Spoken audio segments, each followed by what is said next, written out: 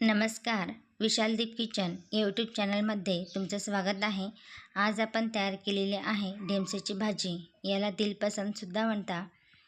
एक वेळेस तुम्ही अशा प्रकारे भाजी नक्की तयार करून बघा. आता ही भाजी तयार करण्यासाठी मी अर्धा टमाटर, अर्धी वाटी तुरीची डाळ आणि 2-3 छान ढेमसे घेतलेले आहे. आता हे ढेमसे आपण स्वच्छ धुवून घेतलेले आहे. आता आपण टमाटर छान बारीक चिरून घेऊया. त्यानंतर हे जे ढेमसे आहेत ते मी कवळे घेतलेले आहेत, त्यामुळे हे बिया सकट मी घेत आहे. जर तुमच्या बिया ह्या मोठ्या असतील तर या बिया काढून घ्या. आता ह्या कवळ्या बिया असल्यामुळे मी बिया सकट हे ढेमसे चिरून घेणार आहे. ही भाजी हरभऱ्याच्या डाळीमध्ये सुद्धा करतात. आपण ही भाजी तुरीच्या डाळीमध्ये करणार आहोत. आता सर्व आपण हे ढेमसे जे आहेत हे छान बारीक चिरून घेणार आहोत.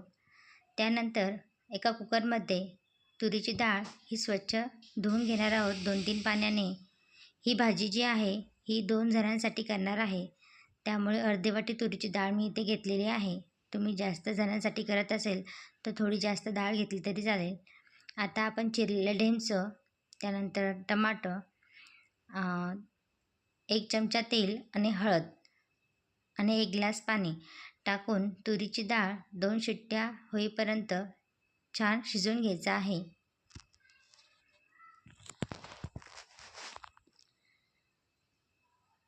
तर कुकरचं झाकण लावून गॅसवरती आपण 2 शिट्ट्या होईपर्यंत ही तुरीची डाळ आणि ढेमसं छान शिजवून घेणार आहोत. डाळ शिजेपर्यंत आता आपण या भाजीमध्ये टाकणारं वाटण तयार करून घेऊया. त्यासाठी गॅसवरती मी तवा ठेवलेला आहे. तव्यावरती 2 चमचे शेंगदाणे छान खरपूस आपल्याला भाजून घ्यायचे आहे. ढेमसं म्हटलं की मुलांना ही भाजी मुळीच आवडत नाही.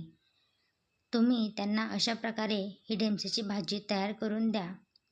त्यांना खूप आवडीने ही भाजी खातील. लहानांपासून मोठ्यांपर्यंत ही भाजी सर्वांनाच आवडेल.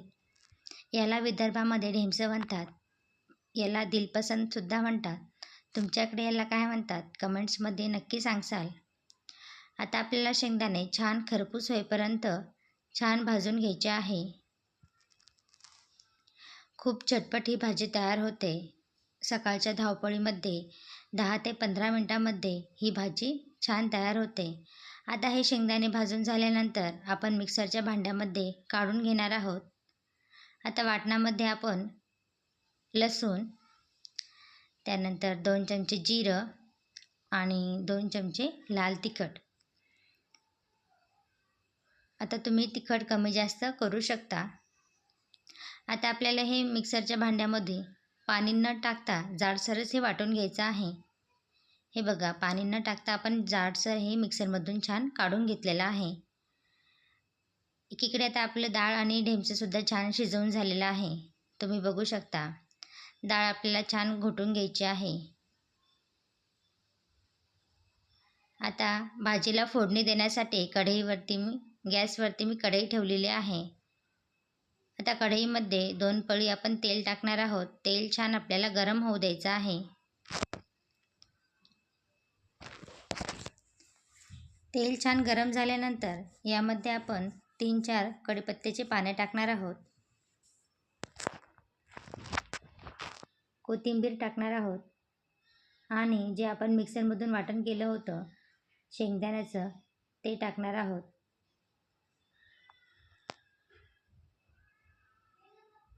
तेलामध्ये आपल्याला छान हे वाटण खरपूस होऊ द्यायचं आहे. तुम्ही तेल तुमच्या आवडीप्रमाणे कमी जास्त करू शकता. यामध्ये तुम्ही काश्मीरी लाल मिरचीसुद्धा टाकू शकता तर्री येण्यासाठी. त्यानंतर आपण यामध्ये शिजवलेली तुरीची डाळ टाकणार आहोत.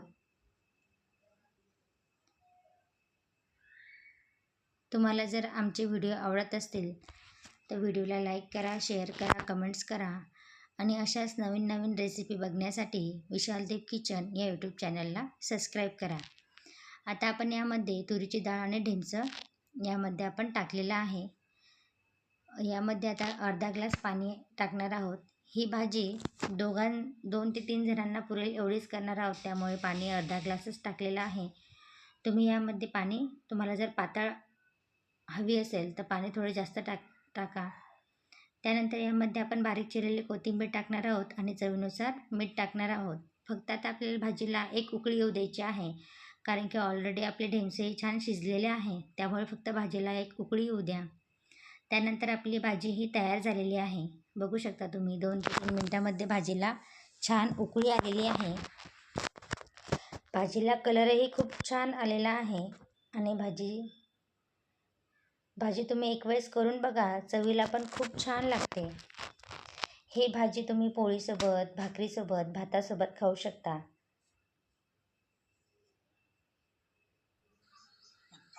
तुम्हाला जर ही रेसिपी आवडली असेल तर लाईक करा, शेअर करा, कमेंट्स करा आणि विशाल दीप किचन या यूट्यूब चॅनलला सबस्क्राईब करा.